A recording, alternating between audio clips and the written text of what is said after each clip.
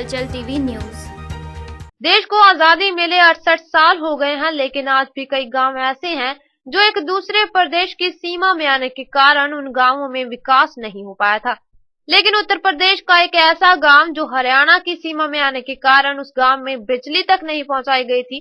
हालांकि गांव में गलियां नालियां तो पक्की थी, साथ ही सभी लोग सुविधा संपन्न भी हैं, लेकिन बिजली न होने के कारण ये गांव आजादी के बाद भी अंधेरे में ही जीवन व्यतीत कर रहा था।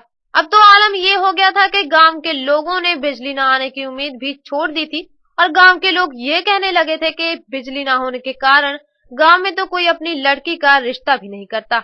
गांव के लोगों को जब उत्तर प्रदेश की सरकार ने नई उम्मीद दी तो उन्होंने हरियाणा सरकार से गुहार लगाई और बताया कि उनका गांव है तो उत्तर प्रदेश के अधीन, लेकिन यमुनानगर जिले में ही ये गांव सटा हुआ है, जिसको लेकर इलाके के विधायक व संसदीय सचिव श्याम सिंह राणा व यमुनानगर के विधायक घनश्याम से संपर्क किया।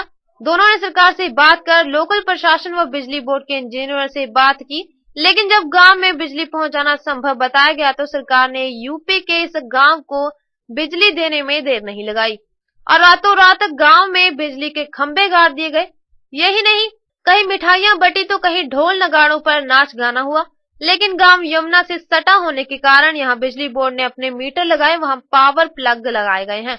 यहाँ तक कि गांव में बिजली देने के लिए शुभारंभ करने पहुंचे श्याम सिंह राणा को भी इस भवन पर चढ़कर ही सचिवान करना पड़ा, लेकिन गांव के लोगों के मन में जो खुशी है वह देखते ही बन रही थी। तो बड़ी खुशी की बात आज हरियाणा और उत्तर प्रदेश दोनों के लिए, दोनों साथ की साथ स्टेट हैं और जो दोनों छोटे बड़े भाई बहन कह सकते हैं हम। और करना चाहूँगा कि लोगों ने यहाँ की डिमांड रखी और इन्होंने सरकार के साथ बातचीत करके, और इससे जो आज एक सपना था कि आज वैसे ही सोच सकते हैं जैसे बिजली के बिना जीवन असंभव सा लगता है, तो वो भी बड़ी दिक्कत ये महसूस करते थे सभी गांववासी किसी न किसी ज़रूरत के समय, क्योंकि रात को रोशनी की आवश्यकता होती है, कोई न कोई अपना किसी प्रकार से प्रबंध करते थे।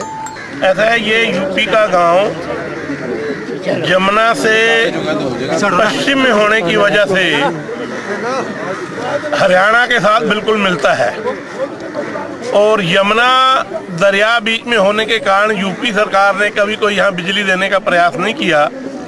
यहाँ के लोगों के साथ हमारे संबंध हैं, पड़ोसी के नाते भी हैं और किसान के नाते भी हैं।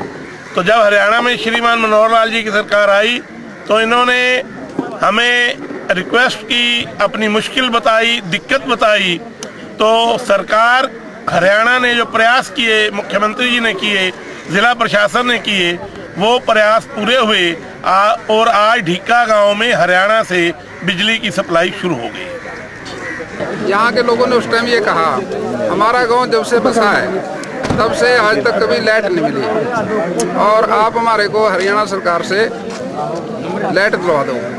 हमने उसके लिए इनसे एप्लीकेशन ले ली, डीसी साहब एडीसी साहब को मार्क करी, उन्होंने बिजली बोर्ड को दी और चंडीगढ़ में जहाँ भी कोई दिक्कत आई तो हमने मुख्यमंत्री जी से कह के उसको दूर कराया।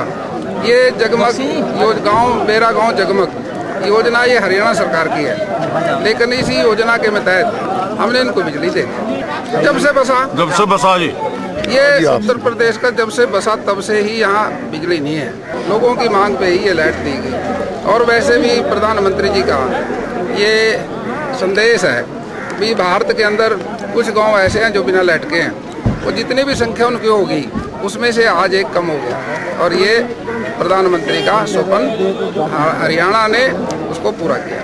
लेकिन आज बिजली नहीं थी जी, मतलब लड़कों में बिजली के लिए तरसते थे। आज अभी हमारे गांव में लाइट आने से एक खुशी की लाइट दौड़ गई जी।